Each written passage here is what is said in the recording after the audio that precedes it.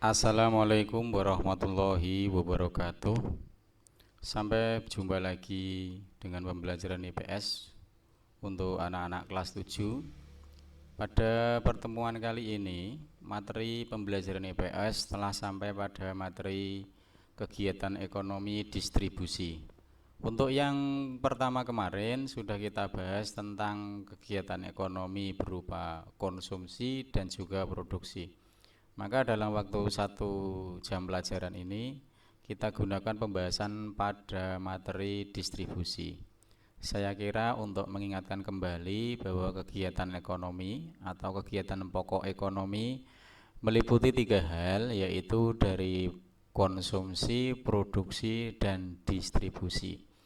Sedikit mengulang untuk kegiatan konsumsi, yaitu kegiatan menggunakan atau menghabiskan nilai guna barang atau jasa. Sedangkan produksi adalah kegiatan menghasilkan atau menambah nilai guna barang dan jasa. Nah, sekarang kita bahas tentang distribusi. Sebelum ke pembahasan, saya beri gambaran dulu, yaitu misalkan barang-barang yang diproduksi oleh suatu perusahaan, contohnya alat-alat untuk rumah tangga.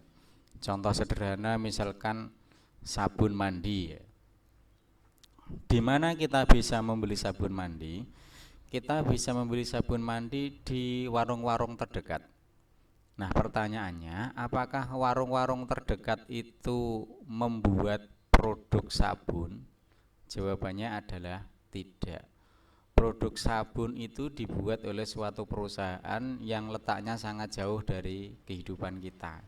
Misalkan pabrik sabun adanya di Jakarta. Maka saat kita mau menggunakannya, apakah kita harus menuju ke Jakarta untuk membeli sabun? Jawabannya juga tidak. Kita cukup membeli di warung-warung terdekat atau paling tidak di pasar ataupun di minimarket terdekat.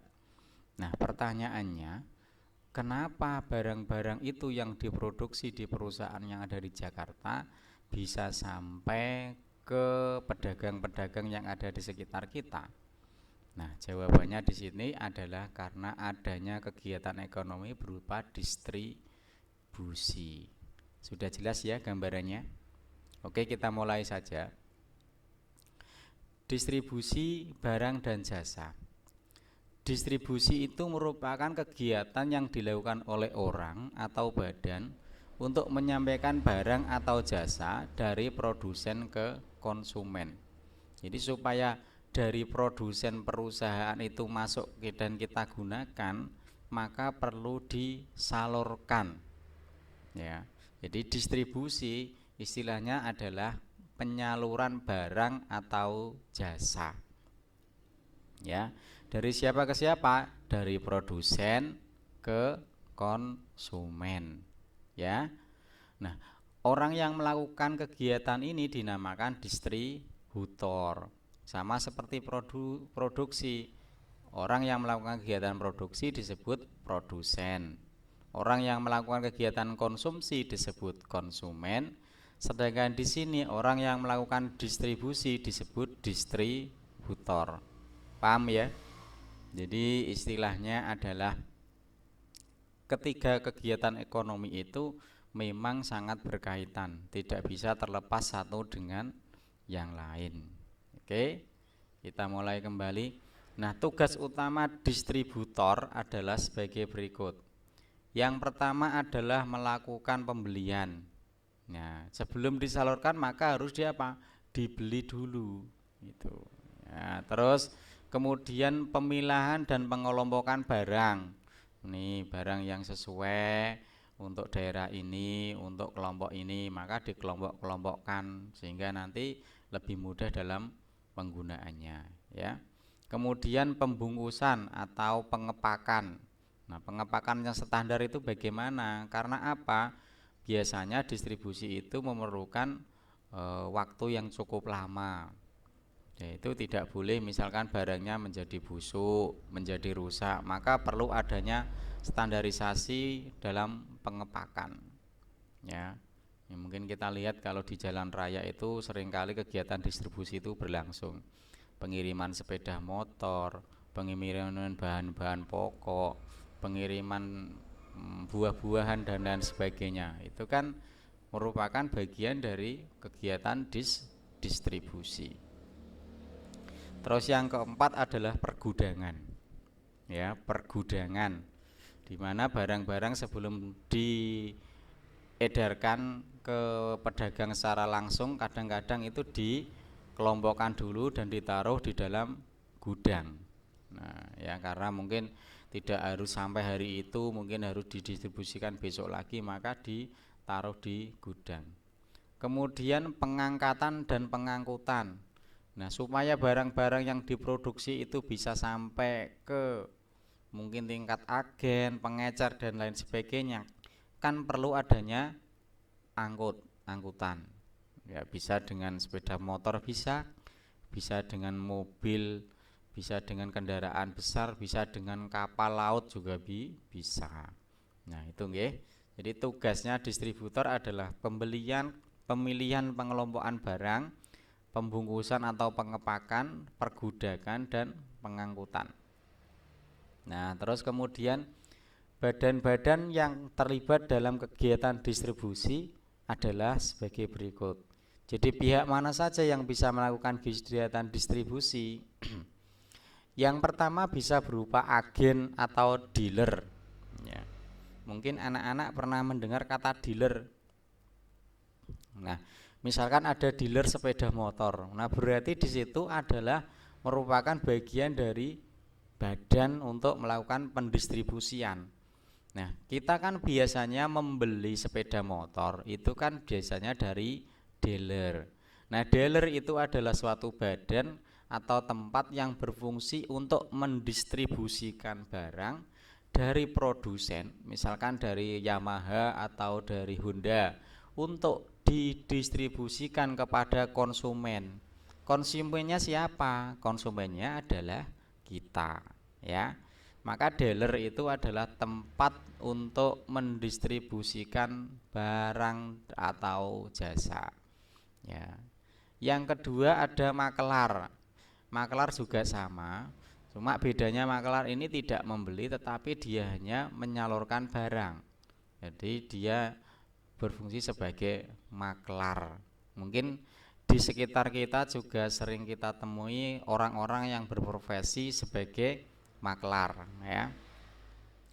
Terus yang ketiga bisa berupa komisioner. Nah, komisioner juga termasuk salah satu badan distribusi. Terus ada importer. Nah, importer kan anak-anak tahu import kan? Import itu adalah kegiatan mengirimkan barang dari luar negeri ke dalam negeri. Nah, orang yang melakukan kegiatan mengirimkan barang, menerima barang atau mendatangkan barang-barang dari luar negeri itu sering disebut dengan importer. Nah, importer ya. Kemudian juga eksporter, pihak yang sering mengirimkan barang ke luar negeri. Nah, itu juga bisa terlibat dalam kegiatan distribusi. Jelas ya? Jadi distribusi itu menyalurkan barang atau jasa. Bisa oleh agen, makelar, komisioner, importer maupun eksportir, ya. Kemudian juga ada pedagang besar. Pedagang besar atau grosir. Biasanya ini terjadi di pasar-pasar itu. Nah, mungkin kalau anak-anak pernah ke pasar Kliwon, itu banyak sekali para pedagang yang menjual secara grosir. Kita tidak boleh membeli secara eceran, tetapi harus membeli dengan grosir. Nah, pedagang-pedagang itu bisa dikatakan sebagai distributor atau pedagang besar. Nah, yang ini berbeda, pedagang eceran atau sering disebut dengan istilah retailer. Sama juga di pasar, tetapi kita bisa membeli secara ecer. Beli satu gitu boleh, beli dua boleh. Beda dengan pedagang besar, memberinya harus pakai pak-pakan. Misalkan kalau kita beli baju, tidak boleh beli satu, tetapi harus beli satu dosen atau berapa. Kalau pedagang eceran kan Nah, satu, beli dua boleh. Tahu ya bedanya ya? Nah, sistem distribusi yang ditempuh atau digunakan untuk menyalurkan barang dari produsen ke konsumen, ya.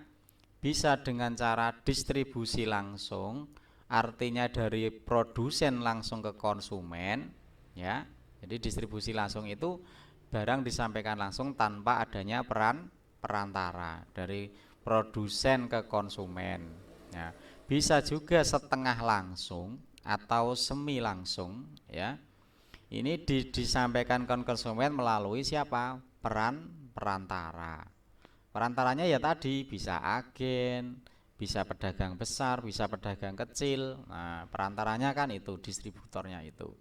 Atau juga distribusi tidak langsung. Ya, distribusi tidak langsung. Artinya apa? Produsen menjual barang terlebih dahulu kepada perantara, kemudian ke pedagang eceran, lalu dijual ke konsumen. Tahu nggih? Ya, kebanyakan ini distribusinya tidak langsung. Misalkan kalau kita beli baju kan itu tidak langsung dari produsen, tapi dari mana? Dari pedagang eceran. Misalkan kita beli baju di pasar, itu kan kita belinya ke pedagang eceran. Nah, pedagang eceran belinya dari mana? Kulaane. Kulaane bisa dari agen atau grosir. Nah, grosir nanti bisa beli dari mana? Dari agen. Baru agen mungkin dari produsen secara langsung. Jadi ada tahapan-tahapannya. Jadi ada bisa yang langsung, semi langsung atau tidak langsung. Paham nggih? Oke ya, saya kira hanya pendek saja untuk materi ini. Etika ekonomi dalam distribusi barang dan jasa adalah dengan menggunakan prinsip pemerataan dan keadilan. Jadi supaya terjadi ekonomi yang seimbang, maka perlu adanya prinsip pemerataan dan keadilan. Oke ya. Nah, tugasnya untuk anak-anak nanti ditulis di buku tulis saja, kemudian difoto, dikirimkan ke WA saya. Paham ya? Ini pertanyaannya saya tampilkan semua, saya tampilkan agak lama, jadi nanti tolong dijawab pertanyaannya. Ada 10 pertanyaan.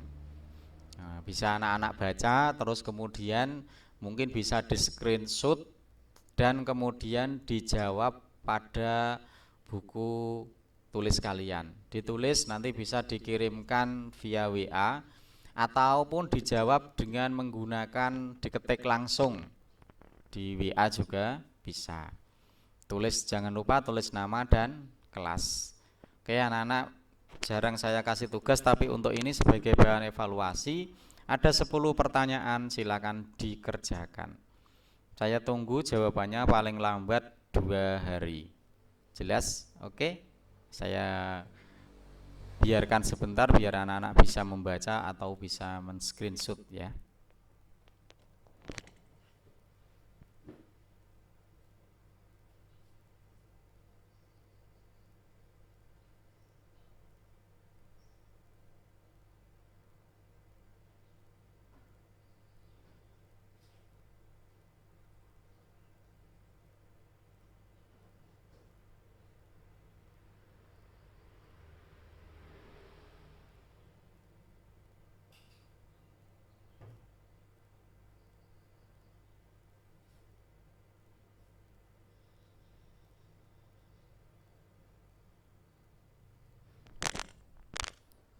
Baik, saya kira cukup untuk membaca soal-soal yang saya berikan. Terima kasih atas perhatian anak-anak. Kita ketemu lagi di minggu depan. Sekali lagi jawabannya saya tunggu pada WA pribadi saya, selain juga anak-anak melakukan absensi di kolom komentar di video YouTube saya. Terima kasih, semoga anak-anak tetap sehat, tetap dalam lindungan Allah Subhanahu wa taala. Selamat pagi. Assalamualaikum warahmatullahi wabarakatuh.